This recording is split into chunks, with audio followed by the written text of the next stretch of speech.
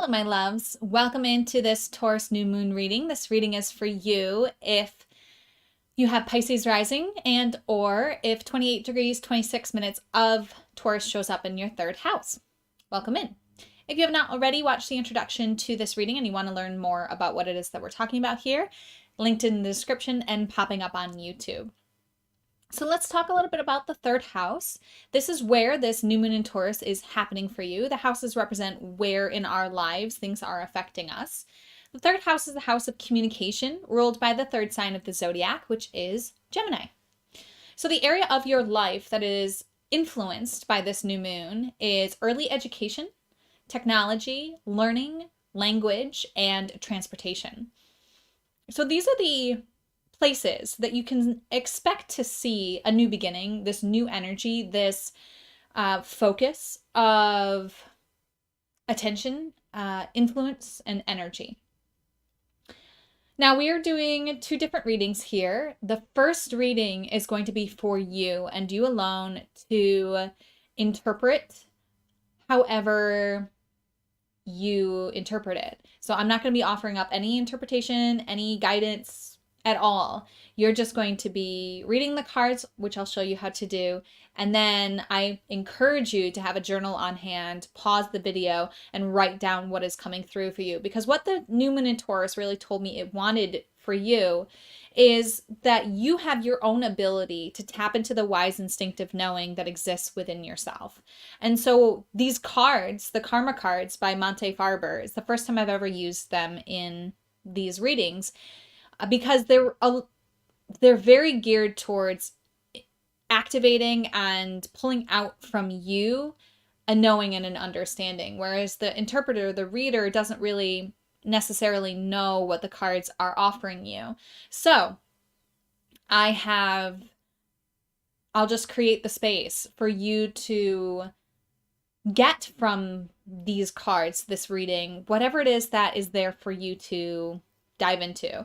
I encourage you to relate it to the area of your life that deals with communication and how you communicate. And other than that, it's kind of on you to see how the information and guidance lands. Then we're going to go back to the angel therapy cards that we've been working with since the first new moon in Aries at the beginning of that season.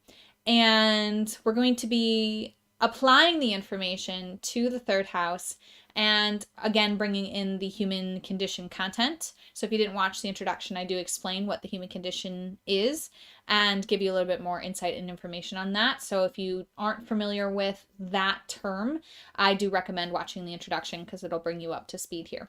All right, let's move into the karma card section. Now I'm going to show you how to read these cards, and then we'll create space to get the guidance. So I have the moon card here and the in Taurus card. So there's planets, signs, and houses in this deck, and you use one card from each of those categories to get your guidance. So I picked the moon in Taurus, and of course we're going to be looking at in the third house because the moon is in Taurus in your third house with this alignment. So here's how you read these cards. You're going to read all the way across from the top. So the first sentence here says, defend your beliefs, and we're going to get the completion of the sentence with this card. The next line is, accept the costs of, and the last line is, let your feelings tell you how to use the most direct way, and ... So the first line is a spiritual message, the middle line is a mental message, and the last line is a physical message. And you're going to be listening for a body response, an idea that pops up, a resonance that you feel with one of these three or all of them. Okay, so journal, pause the video, and really write down what's coming through for you on whichever one resonates the most. Okay. Part of this Taurus new moon, like I said, really wants us to ground ourselves in this advice into our bodies, into our instinctual natures.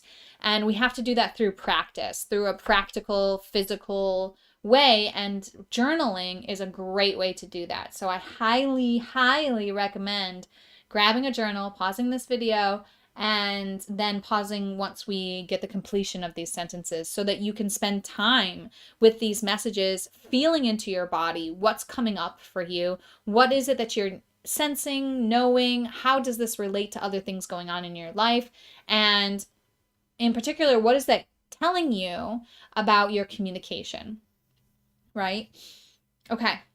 So if you haven't already, closed your eyes, taken a few deep breaths, and opened your heart to receive the guidance most aligned for you at this time. Here is your invitation to do that. And you can call in any beings that you like to work with. It's not necessary, but they do love this work. I just ask that they be here in unconditional love and for your highest good and the highest good of all. All right, let's complete these sentences and see which ones resonate with you. The spiritual message is defend your beliefs by making the right connections. Pause, journal, write about what that means for you. Accept the costs of the idea in question is your mental message. Accept the costs of the idea in question is your mental message.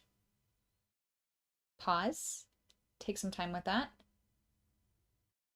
And lastly, your physical message is let your feelings tell you how to use the most direct way and get your ideas going.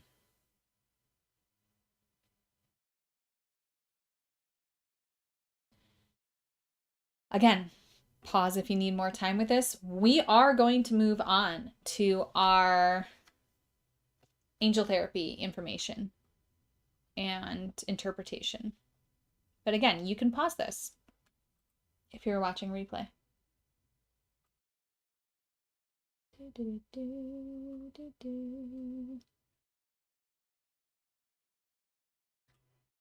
So there's the parents card.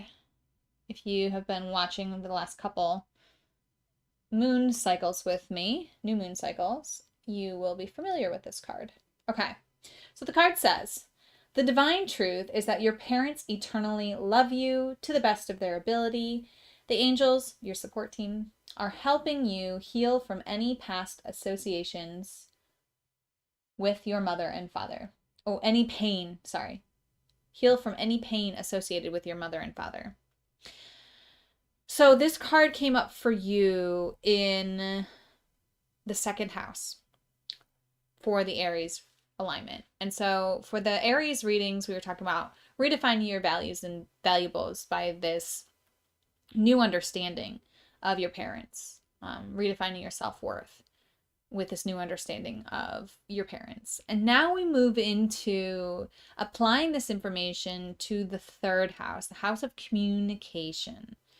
So for me, what I'm feeling for you is communicating this understanding to your parents, if that feels healthy for you, to others about your relationship with your parents, and even maybe to others about their relationship with their parents, now that you have a deeper understanding of how recognizing that your parents, your caregivers, didn't get what they needed in their environments growing up, and therefore weren't able to give you what you needed in your environment growing up, and the pain that you have associated with what you thought you deserved and you did deserve but didn't get, and you blamed, rightfully so at that point in time, your caregivers for lacking the love, nurturing, and the ability to create the container that you deserved. And now with this understanding, we can create a new story. We have a new awareness that you are actually ready to communicate.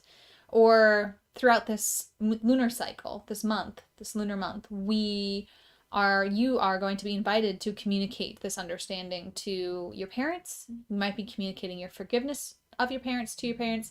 You also might be working with young children. Or early education is the theme of this house, and you might be sharing with the children an understanding of their parents, so that because what happens is when we don't have the answers as kids, we make up a story and then we live out the rest of our lives as if that story's true until we get other information, which changes our belief, changes the story that we've made. If we can get to the children as they're creating these stories and we can show them and teach them that their parents are doing the best that they can, their caregivers are, and it's not enough, and it's a problem with the entire human race that we are coming into a large collective awareness of and beginning to address. You can even invite the children into being a part of that solution, a part of the spread of this information and knowledge. So these are different ways that you might be encountering this. You might actually be traveling to your parents, to your caregivers, or you just might have some sort of, I don't know, some sort of travel where you come to this understanding as well, or you are invited to see this in a different way. It's almost like you're encountering maybe a family on your journey and you're helping to support their growth with this understanding, if that makes sense. That's just what's coming through.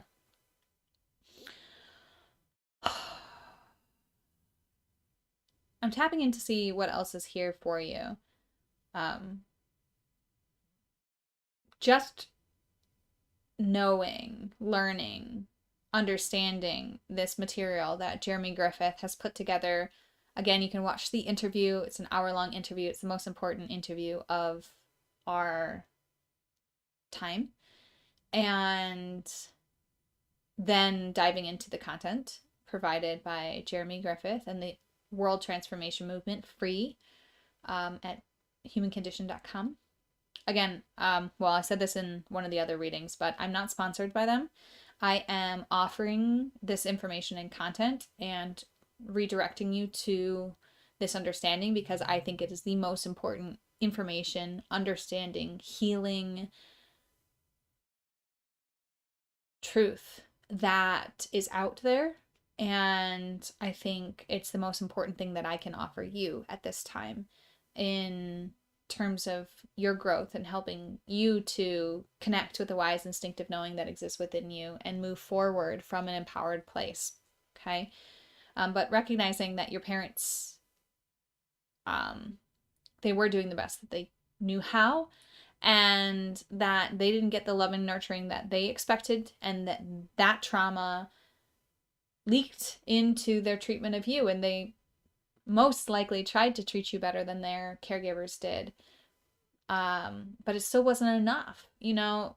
What Jeremy has discovered is that we really, as developing members of this species, as infants in the human growth cycle, from 0 to 6, what is required to match the upbringing that we received for 10 million years and what informs our genetic programming is unconditional love, nurturing, attention, focus, care, physical contact from our parents, from the tribe, from 0 to 6. Okay, breastfed from 0 to 6, held whenever that was desired from 0 to 6. There was nothing that we could do wrong from 0 to 6. That experience of infancy for as a species, no one has experienced that that's alive on this planet today. Okay, no one's experienced that level of care, attention, and nurturing. And we're not shaming ourselves for being in this position, because what this information also gives us is an understanding of the development of the intellect and why we had to walk away from our altruistic natures to support the evolution of our species. And so it was all necessary, even though it was very unpleasant and has been getting increasingly harder to deal with for our souls. But just understanding that we're going back to this place, and that in this place we can totally absolve our parents, our caregivers, of what we didn't get, and not giving us the container that we deserved, because no one got the container that they deserved, even though some got a better container than others, or more closely oriented to our inheritance, our genetic inheritance. And yeah, that's your message. You're going to be communicating this. You're going to be just having understandings with yourself about it, inner dialogue.